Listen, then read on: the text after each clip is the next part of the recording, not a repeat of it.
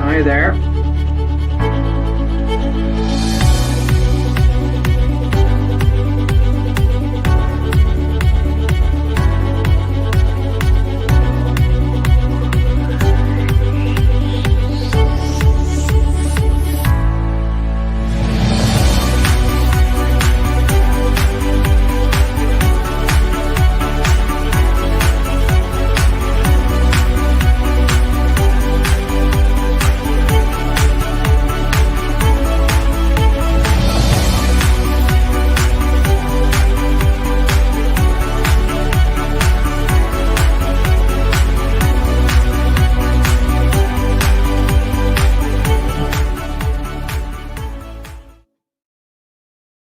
Climate change and pathogen interactions in rubber plantation coming up live shortly.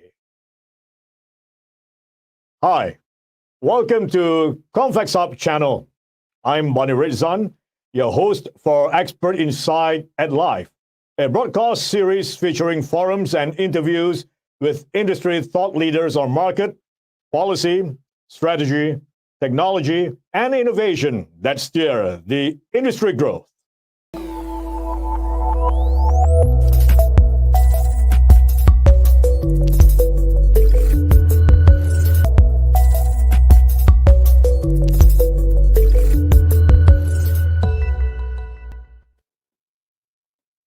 To all our viewers, if you have any inquiries or questions, kindly share them on Slido, hashtag Rubber Expert Insight at Live, or tweet us at GRC Secretariat.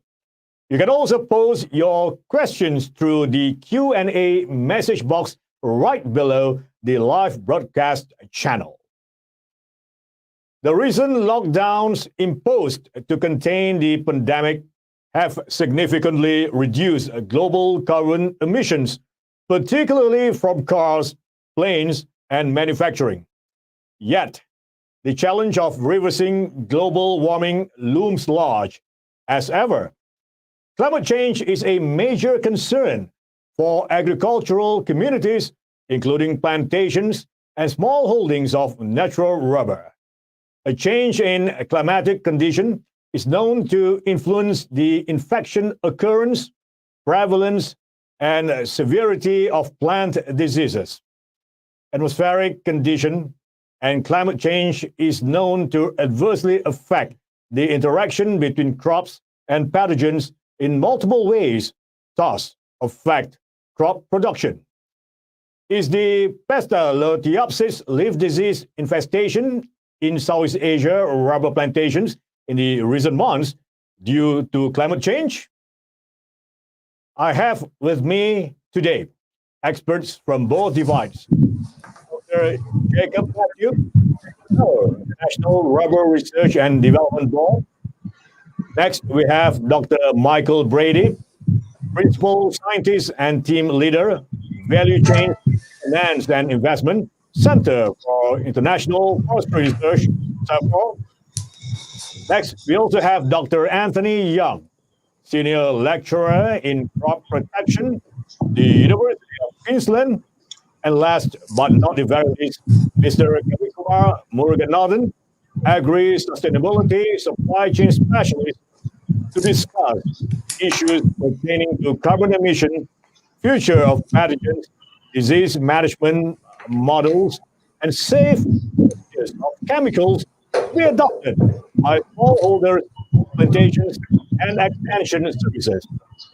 Today's discussion will be led by none other than Professor Dr. Ahmad bin Ibrahim, the head of research, Convex Hub Group, and senior advisor of Fraunhofer.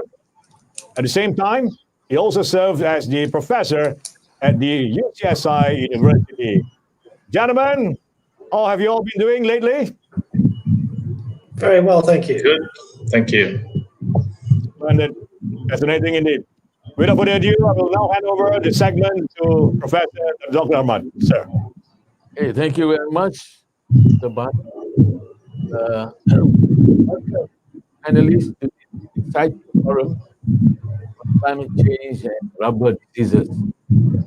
We we have seen how disease has actually disrupted the world economy. I'm talking about COVID here. And rubber is also not spared from diseases. And many people actually blame climate change for this sudden change in the outcome and the coming together of many diseases around us, including those in rubber plantation. So today we're going to have a discussion on how this climate change is actually impacting on the disease situation and what kind of solution we have to come up with to address this problem. So to start the discussion, I would like to invite the rubber man himself, Dr. Jacob Matthew, who is a fellow of the International Rubber Research and Development Board, to give us his take on this topic. Please, Dr. Jacob. Thank you, Professor, for the introduction, nice introduction, and thank you for the organizers for being invited me to talk on this subject. If I attempt saluting you from the usual way, I should start from good morning to good night. So I am not attempting to that. Instead of the usual way, I'll just do the Indian way. Namaste. So dear friends, the climate change is a familiar term to all of us, being experienced in terms of the rise in atmospheric temperature due to global warming and other extreme weather events. Impact of climate change is so extensive that all the components in the earth are being influenced greatly. So let us focus on the consequences which are directly related to the present topic. The climate change and host pathogen interaction in rubber plantations. As you all know, high level of carbon dioxide is the root cause for global warming and climate change. It has influence on both the pathogen as well as the plant in its growth and its physiology. Like that, increase in temperature and humidity also have similar type of influence on both. Changes in extreme weather events like the sweetly and romantically named hurricanes, heavy floods, and prolonged droughts are also having deleterious impact or influence on the plant system. Another area of change we observed is a change in precipitation pattern. Earlier, we all experienced a distributed pattern of rainfall in many places, but it has been changed now. And the rainy days have been reduced. And in between, you have the gap of a dry spell, which always have influence on both the pathogen as well as the plant. And another area is intensity of the rainfall is increasing. That means at a particular time, the downpour, the quantity of water received is very high. So you will have instant flooding or sudden flooding in many places. So in fact, all these changes are one way or other unfavorable to the agriculture crops, which leads to reduced production and productivity. Next slide, please. See, the disease occurrence, as you all know, it's a total sum of interaction between host, pathogen, and the environment. The extent of damage, either due to the outbreak or epidemic or pandemic, it depends on, again, on certain functions of these factors like the degree of susceptibility of the host, the inoculum potential and virulence of the pathogen, and the severity of the environment. So this combination, this chemistry or the chemistry or the equation is not at all simple or very light. It is always complex. So the climate change has great influence on all these factors, and predominantly the environment. Environment is the critical factor which governs the extent of damage due to the disease, etc. So for a let us go further into the rubber diseases and its weather influence. As we all know, there are nearly 25 diseases known to affect rubber.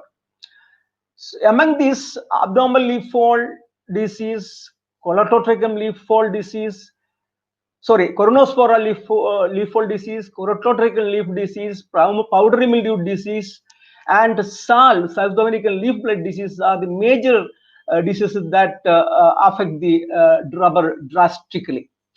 No doubt, the occurrence or the outbreak are definitely influenced by the weather and definitely the climate change. So to define a theory on the leaf disease, we can say like that: a combination of prevailing weather conditions and physiological stage of the plant canopy have influence on growth of pathogen spores, reduction in photosynthesis, and eventually leading to the leaf fall. Let us have this theory for the time being. But the issue is these happenings, these events, or the combination of these events are unpredictable because of the ambiguities in the weather and climate. That is very, very important. So you may not be able to predict exactly the extent of the disease or even the time of disease. That is very, very difficult. So let us have a case study where India in RRI, where they did on the abnormal leaf fall. You know, the congenial condition or the predisposing factors for this disease is a continuous spell of 250 to 350 mm rainfall for 7 to 10 days, and a T minimum of 22 to 25 and T max 26 to 30 degrees centigrade with a relative humidity of 90%. So that is a predisposing factor. Now we have a study of 30 years from 1980 to 2009, yes, where we compared with the abnormal leaf fall of two clones, one the RRI 105, the prestigious clones of RRI, supposed to be a tolerant clone, and RRIM 600 a susceptible clone. So we compared the disease intensity with the rainfall pattern. So we couldn't draw any trend on the disease incidence as well as the rainfall pattern. But we could infer that there is an increase of leaf fall with the increase of the rainfall. So ultimately, what we can see here is we cannot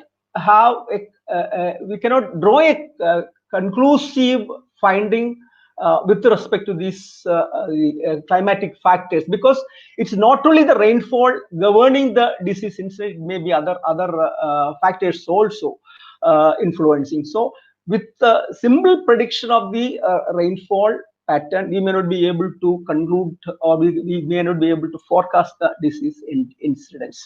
Next slide, please. Now we have a new disease, newly reported disease. Of course, the causative organisms, of course, there is a confusion among the scientists whether it is Pestalotiopsis or Colostotrechum. So I just, for the sake of the presentation, I am taking it as a newly reported leaf fall disease. So here also it is is being influenced by the various climatic factor or weather factors. You can see the canopy condition of the rubber plantation in Indonesia. I acknowledge with thanks the Indonesian Rubber Research Institute, particularly Dr. Fabianti, for borrowing this slides for the today's discussion. Here you can see the leaf fold or the poor canopy due to the disease is starting from January, February to February, and the great damage or the maximum leaf fold in the April, May months. And of course, they have the wintering during the July months. Now, coming to the predisposing factors, you can just see here the rainy days, as well as the rainfall. I'm not going into details. There are few critical factors that influence the disease incidence, particularly for 65 to 95 percent disease intensity. You need to have 88.8 degree atmospheric humidity, etc., etc. So now you see the rainfall.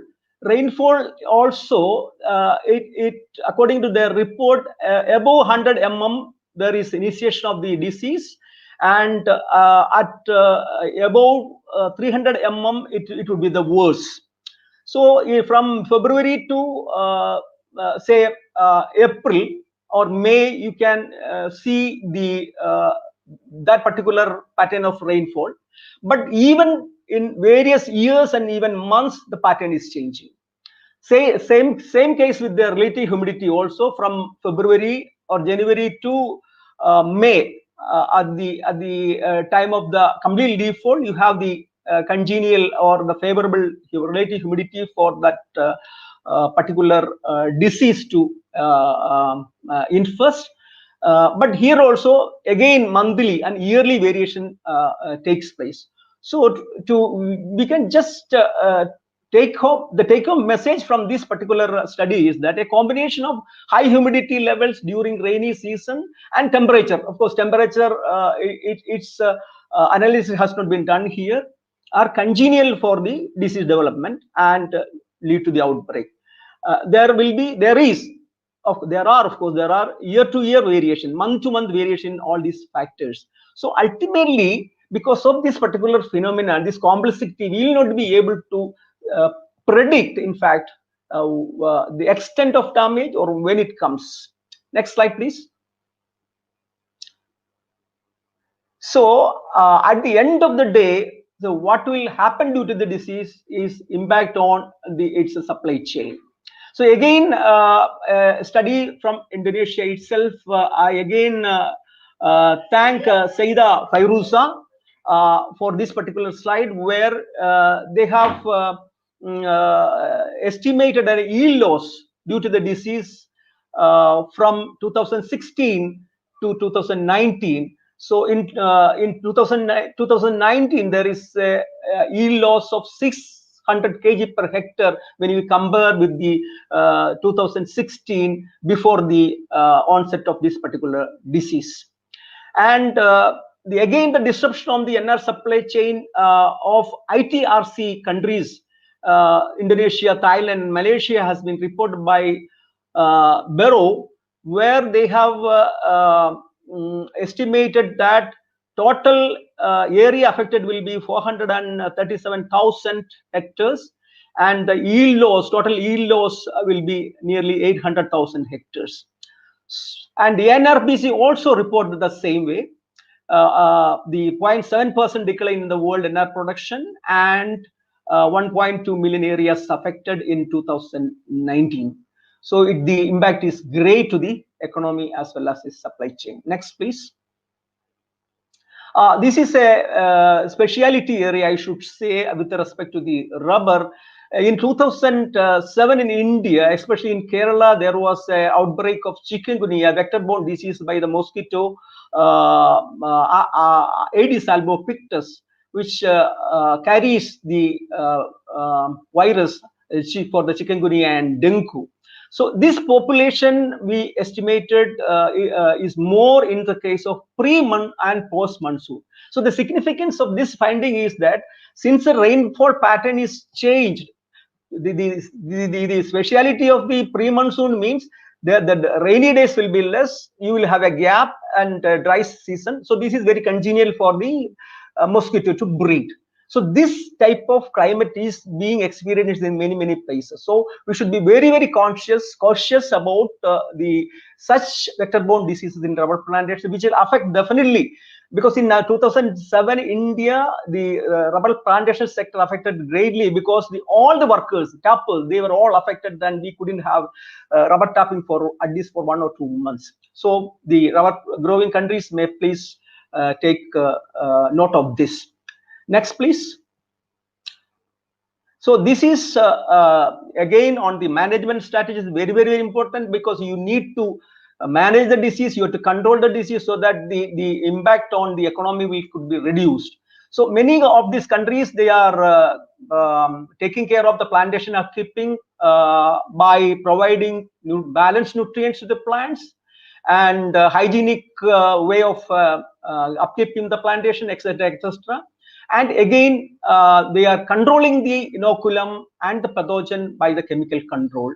Indonesia, hexaconazole and thiophonate methyl, etc. they are using. India, of course, mangoes they are using. Thailand, Malaysia, etc. and even Sri Lanka also, they are getting good control with the chemical administration. But there are few chemicals which are banned, so you should be very careful in future to find out the new chemicals for the protection. And the devices used, of course, fogging machines are used because it is somewhat cheap, and because the chemical consumption will be less, but it has its own constraints.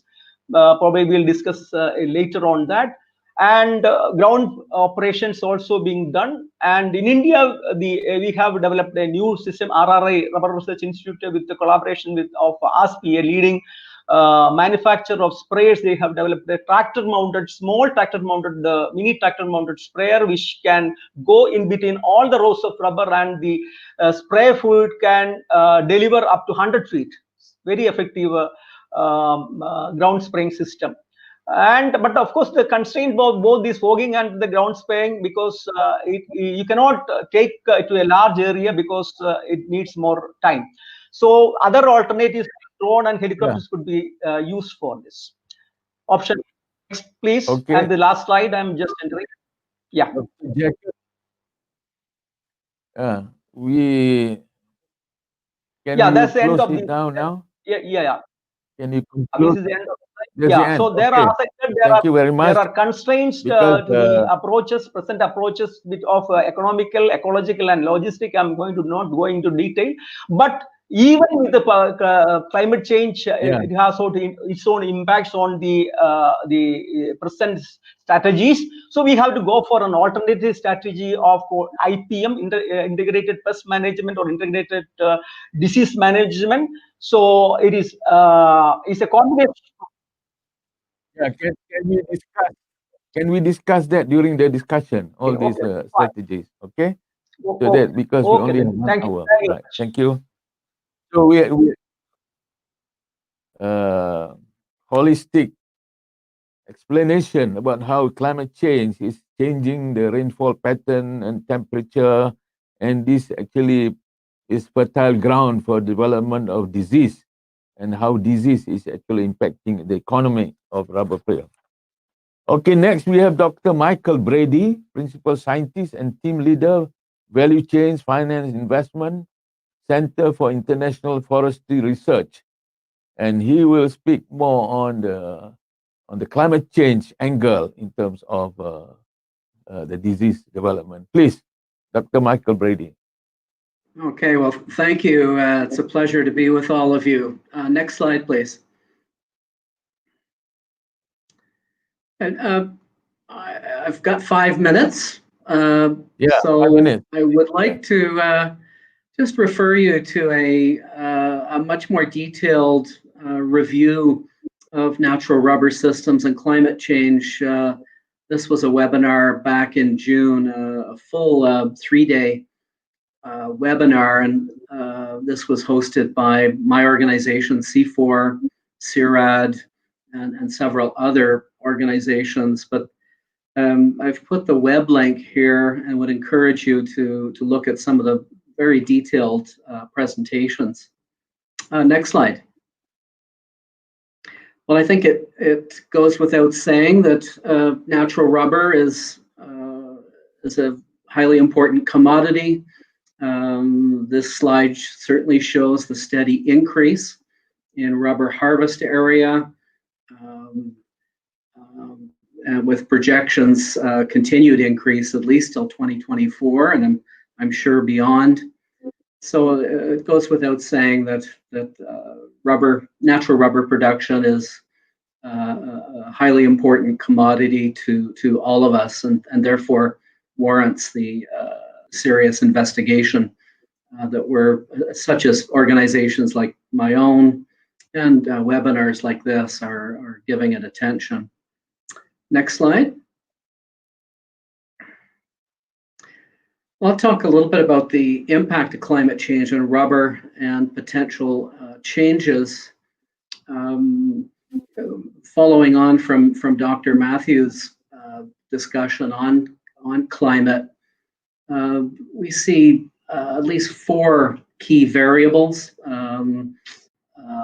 reflecting climate change: temperature, precipitation, number of dry months, and number of cold months, all 4 affecting rubber production.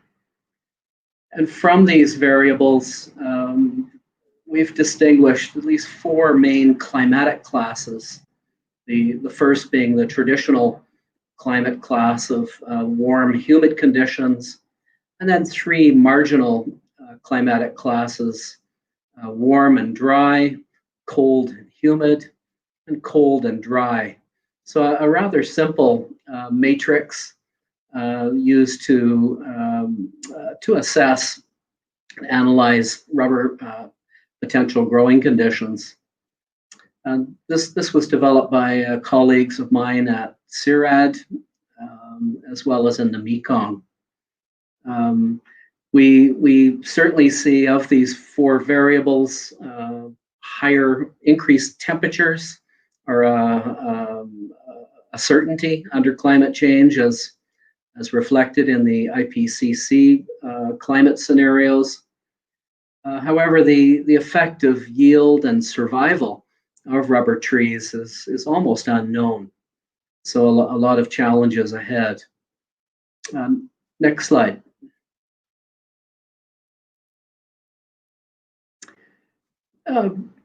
We certainly understand and have modeled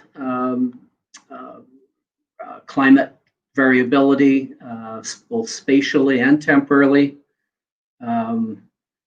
Let's see. And the probable global climate scenarios are rather well known. And this is an example on this slide of geographic distribution of the climatic marginality index in Cambodia, where through modeling we can project different classes across the landscape and changing climatic zones. So the science is evolving, but we have some confidence in changing climatic classifications. The real challenge is assessing those changes in climatic classes on impacts on yield. And we know that rubber latex is typically tapped. The trees are tapped at night in the early morning, mainly because of low temperatures. What we don't know is how climate change will affect that temperature trigger for latex production. What will happen if we see a 2 to 3 degree increase in temperature, and how that will affect rubber tapping. Next slide.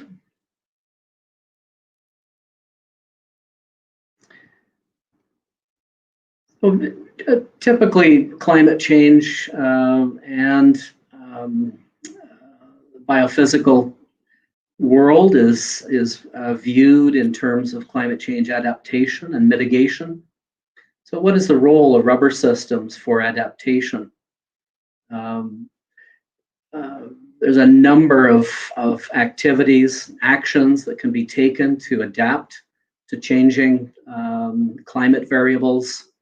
Obviously, adapting clones for drought is a key activity. Mulching and soil coverage to maintain soil moisture and limit evaporation is already a common practice and should be promoted even further.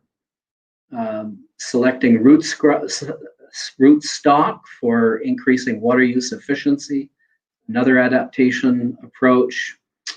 And certainly generally adopting good agricultural practices for new growing conditions, and the technical packages that have been developed.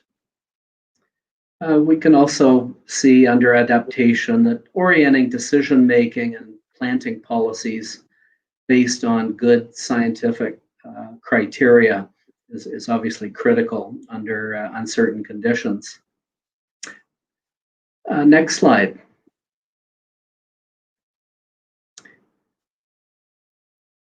Mitigation is I guess the second approach to dealing with climate change, and we can see in the rubber sector a number of mitigation activities, mainly from the perspective of how rubber plantations can contribute to climate change mitigation. And so obviously a key mitigation role is rubber systems acting as carbon sinks compared to other land uses. And the relatively long time period for rubber plantation rotations is obviously an advantage for carbon sequestration storage. Natural versus synthetic rubber. Clearly, natural rubber provides much more of a mitigation than the use of synthetic rubber and fossil fuel-based origins on issues such as CO2 emissions reductions. And finally, related to the nice pictures above is the production of wood with a potential long lifespan. And we see that stored harvested wood products is a recognized pool under the Climate Change Convention for forests. So promoting post-latex production, use of rubber wood is something that will only increase, and we can see certainly in Southeast Asia, I'm sure elsewhere, the increasing value of rubber wood as a wood commodity. So these are some both adaptation and mitigation approaches for addressing natural rubber under changing climate. With that, I'll stop and thank you very much. Hey, thank you very much, Dr. Michael. Yeah, I think if we look at the situation, it's quite challenging to actually mitigate climate change because most countries do not agree on all those targets. So the best thing is adaptation. I think what Dr. Michael suggested is a list of measures that the rubber industry can take in terms of adapting to climate change. So let's now hear from another panelist, Dr. Anthony Young, Senior Lecturer in Crop Protection from the University of Queensland, on his take on this topic. Please, yes. Dr. Young. Thank you very much, Professor Ibrahim. I basically won't keep you very long because I agree with a lot of the previous speakers, what Michael and Jacob have mentioned with regards to this issue. I work in crop protection on a range of different diseases and pathosystems.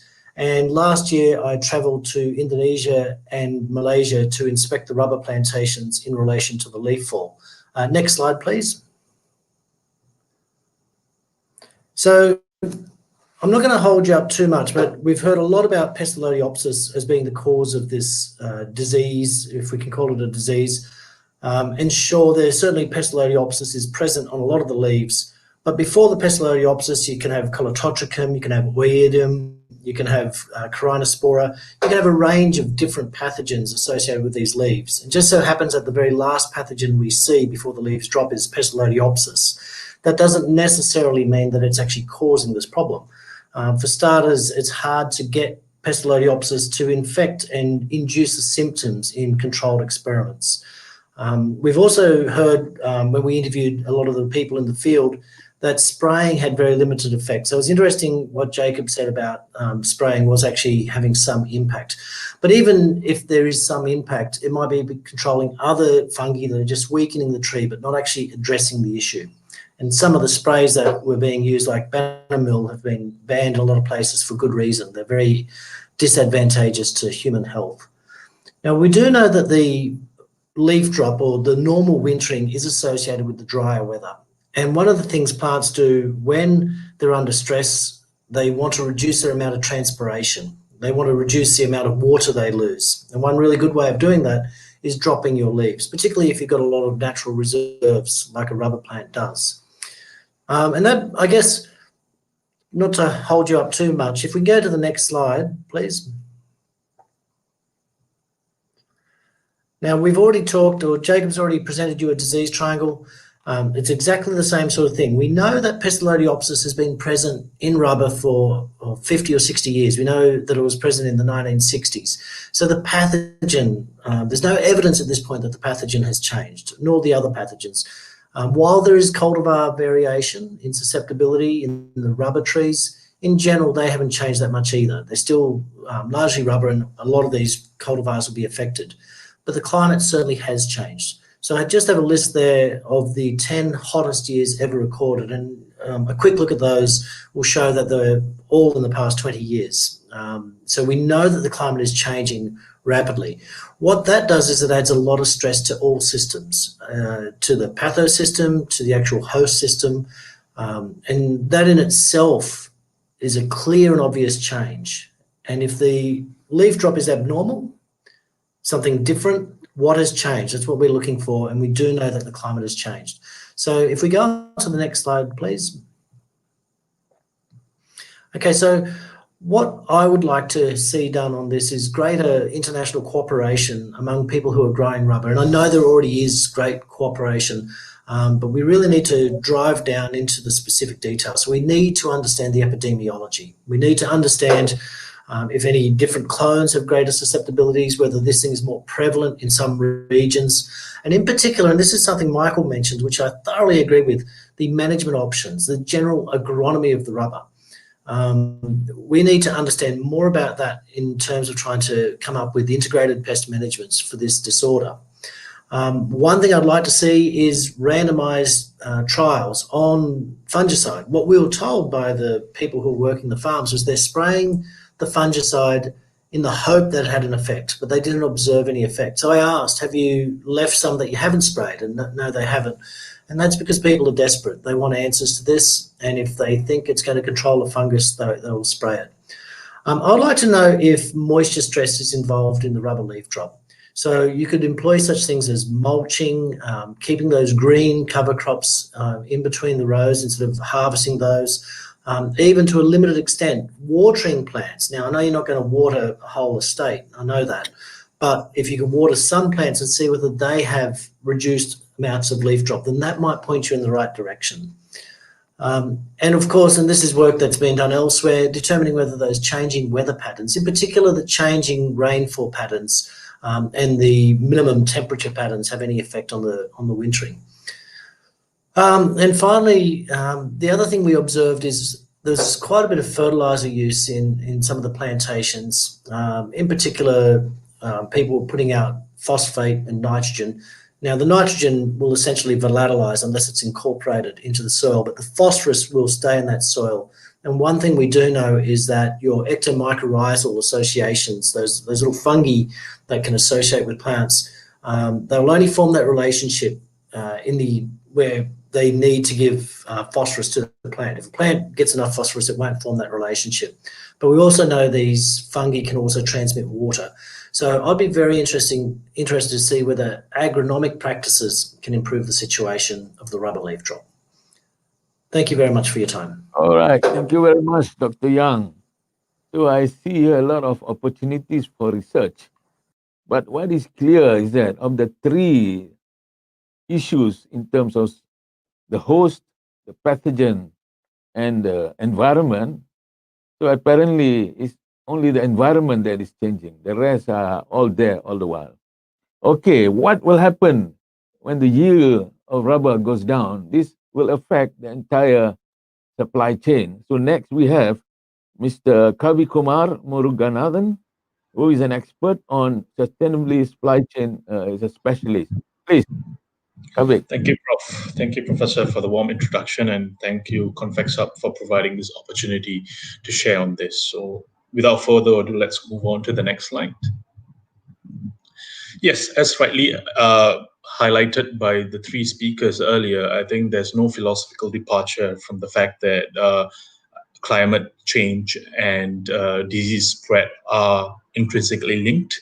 I think what's evident is that we do not know the degree of each effect on the aspect of climate change with regards to the host, pathogen, and the environment. So this triumvirate of host, pathogen, and environment are clearly intrinsically linked, but the degree of how much each factor affects the onset of disease is yet to be fundamentally discussed in the scientific field. And this is something that I would advocate for the rubber industry to do in with greater efforts in the future. So let's move on to the next slide, please.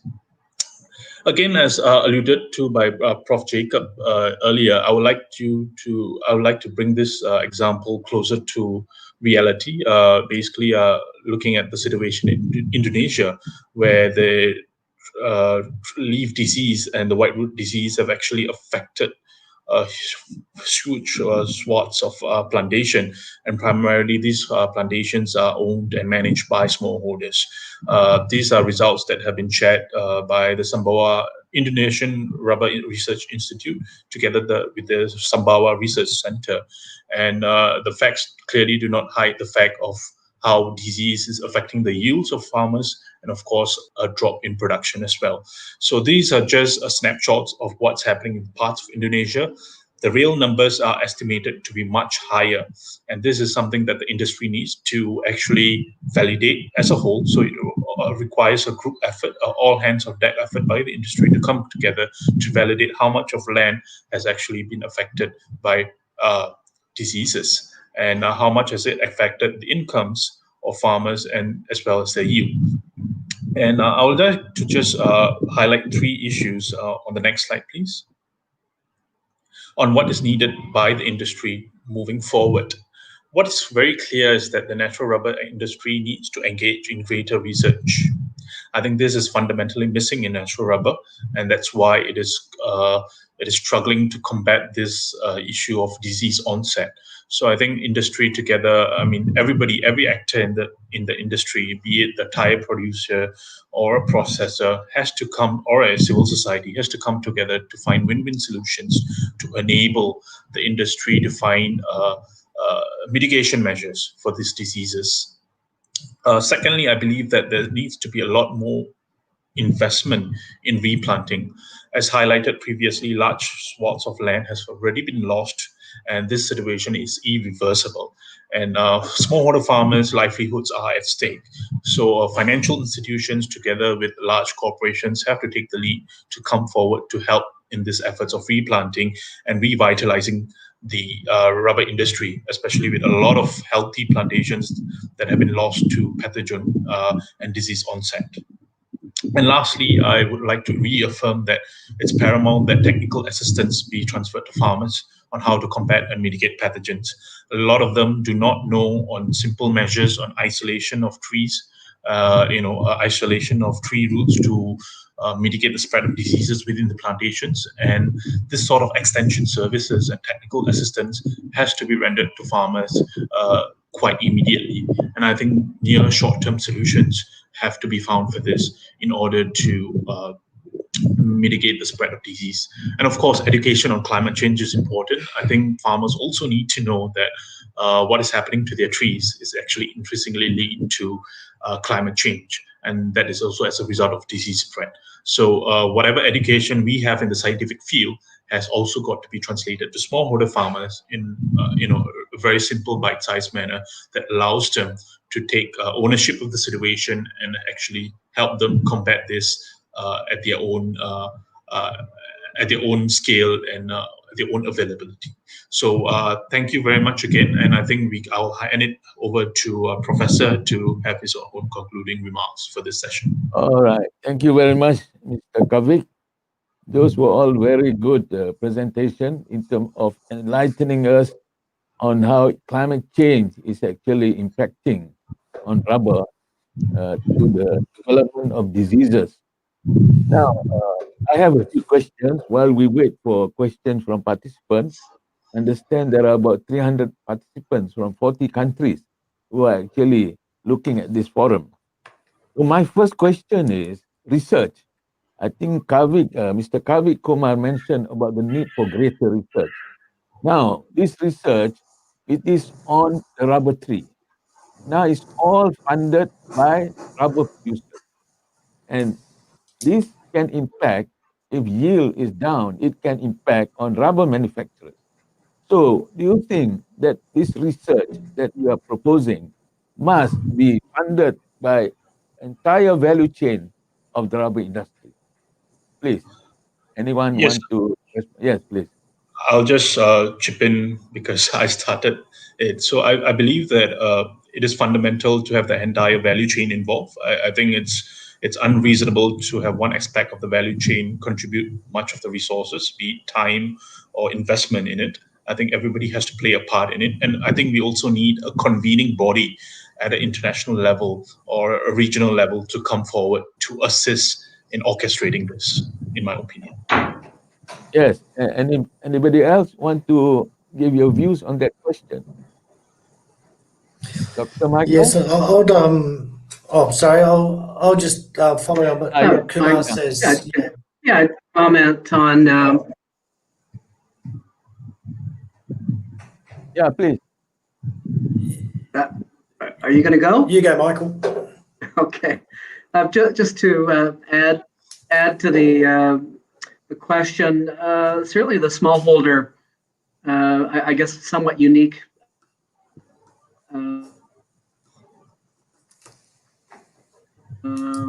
role makes it particularly challenging. About 70% of natural rubber is produced by smallholders, and being able to reach down to the smallholder level through the layers of traders, processors is particularly challenging. So, yes, in trying to improve productivity. Thank you. Yes. Dr. Young, you have something? Yeah, I was just going to say that the idea of having regional coordination, I think, is very valuable, so that people can share their learnings across different regions. But also there's a strong role for on-the-ground extension to engage with the growers to see what they're doing, how they're doing it, trialing different managerial options, because ultimately it's going to be the smallholders, the farmers, who have to find a way through this. And so they need to make solutions that they can adopt in their own work. Yes. And Dr. Jacob, you want Yes, to respond? yes, I have my own opinion on this issue, particularly in terms of the yield odds is concerned. See, number one, I used to say in all the forum that for the time being, at least for the immediately, the task is to manage manage the disease or the pathogen, maybe all chemical control, etc., will be all having its own deleterious effect to the environment. But immediately you have to go for the mitigation of the disease. Second one, of course, you can go for any options like IPM, etc., etc. But immediately you have to bring down the inoculum potential so that it will not spread like anything. This is what we do in India. Immediately, we as a task, we go for the mitigation of the disease, and then we'll definitely go for other options, doing R&D on various aspects. Of course, the funding of very, very important, as suggested by Professor. Yes, it could be a good source. If all the stakeholders in the supply chain could contribute for it, definitely it will be a good proposition. But you need to have priorities in this area, definitely. Yeah. Okay. I can see from the discussion that it's all about uncertainty. Uncertain when the disease will appear and uncertain when the yield will be affected. Now, people are talking a lot now about artificial intelligence. So my question is, do you think this is an opportunity for the industry to look at artificial intelligence to help give them early warning, to make better predictions of what will appear based on these three factors of susceptibility, virility, and climate change? So, do you think that this is an area that is worth exploring using artificial intelligence to clear up this uncertainty? Yes. Anybody wants to respond? I can respond to that, Professor. One of my students who I'm co-supervising, supervised by Dr. Amar Abdulaziz, is looking at early warning systems, so using remote sensing so that we can identify what areas are likely to go down. And so let's say it is a fungal disease, we can spray an intervention to try and get in front of that wave. But again, I'm not yet convinced of the pathology. I'm not yet convinced that we can attribute all of this to one fungus or two fungi. And I think we need to do more of the fundamental work before we can apply a high-end artificial intelligence solution. I think we need to know the basics first. Yes, that's correct. Anybody else wants to respond to that issue? Yes? Yeah. No? Yeah. Yes. I definitely. I also support for a system or a strategy for warning. But as said by Professor, Dr. Anthony, I think it's not easy because the climate is always having its own complexities, because it is not only one factor, it is a different factor. So naturally, if there will be a solution, you should have a forewarning system. We can have a work as rightly pointed out, we should have a fundamental work on this issue also. Yeah. Okay. So it's quite clear that there's nothing that we can change except how we deal with the rubber, because the climate is difficult to change it, to mitigate climate change. I'm glad that Dr. Michael mentioned that in terms of mitigation, natural rubber would be preferred to synthetic rubber. I think there's good news for the natural rubber people. But I'm concerned about in terms of cooperation, in terms of collaboration across the value chain in addressing this kind of issue, because this is not just an issue for the producers, it is an issue for the entire value chain. So that's why I propose that the collaboration in terms of research, not just funding, but research consortium, which brings together scientists from the entire value. And dare I say, Professor Ibrahim, in addition to scientists, extension staff as well. So, for example, in Vietnam, when you have the dry season, the tapping frequency gets reduced, so there's less stress on that plant. There might be scope where the rubber leaf drop is occurring in other nations to reduce that tapping frequency until you get through that period. So this is a role where more extension rather than science might play a role, I believe. Okay, that's Dr. Young's view. Understand, Dr. Young, you have to leave, is it?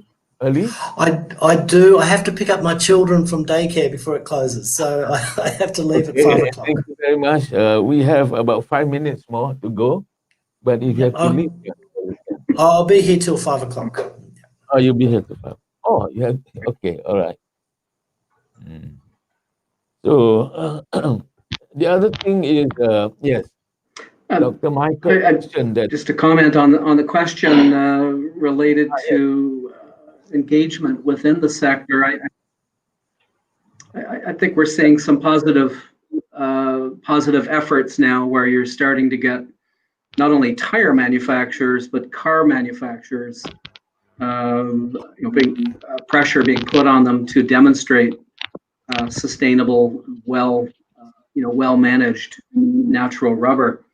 So I think there's a number of new initiatives, new rubber platform that's emerged last year, and this is providing wider engagement from smallholders right through to consumers of rubber products.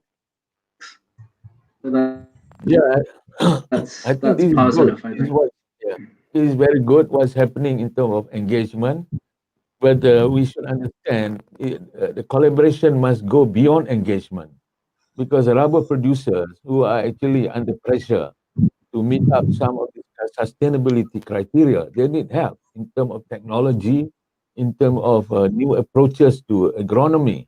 So this is where I say that the collaboration in terms of finding solutions to the problem of sustainability, so that each sector of the value chain will help the producer sector and also the midstream sector. Oh, so my next question is, we all know that the rubber crops as a carbon sink is a positive contribution to the global measures as mentioned by Dr. Michael Brady earlier. But is rubber actually given this recognition? Is rubber, natural rubber, is it getting this recognition from the sustainability community? Yeah, anybody want to respond? Mr. Kavik, supply chain. Yeah, I think it's getting a bit of traction, but I think it's slow because I think predominantly rubber is very much distant from a consumer in the value chain. So if you talk about other commodities, palm oil, yes, it's in your chocolates, it's in your daily cooking oil. But I think for rubber, it's a bit distant. When you buy a car, you don't really look at your car tires per se. So you would like to have a sustainable car which is fuel efficient or electrically powered or something like that. But you rarely think about the tires. So how does the industry as a whole come together to sort of create more awareness on sustainable natural rubber? I think everybody has to play a part. I think car majors, the automakers and tire majors have a greater role to play in this because they are closer to the consumers.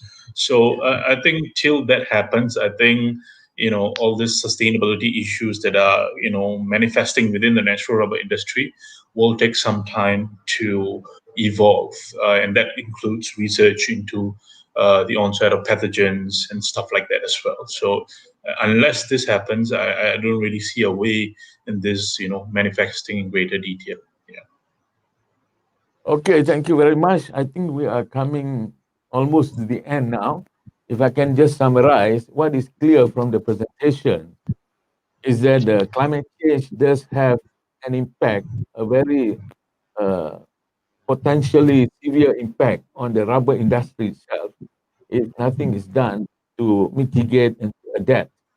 So, in terms of addressing this mitigation adaptation, there must be a greater collaboration across the value chain, not only in the research, but also in handling this new consumer demand on sustainability. It cannot just be left to one sector, it must be across the board. So I think With that, I would like to thank everyone for the views and your position on the different aspects of climate change with regard to diseases of rubber. And I hope we'll meet again in the future. Thank you very much.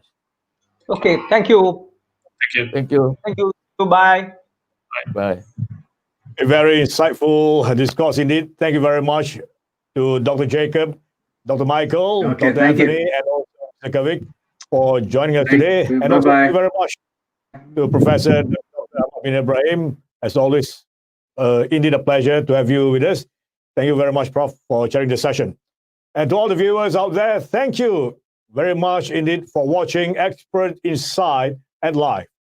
If you like what you have seen, please subscribe to Convex Up channel, switch on the notification, and get notified on our Expert Insight and Live on-demand videos.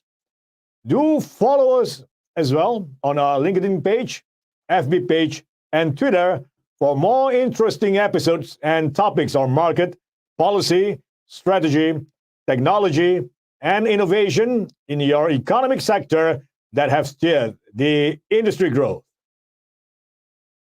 Coming this November, we will be hosting our 16th Global Rubber Conference and Exhibition from 11 till 13 November 2020.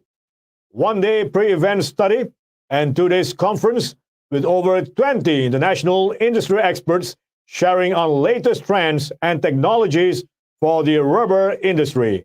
Register now. Coming up next, Agri 4.0, trends and technologies that are impacting the agriculture and farming, August 18, 2020, 2 p.m.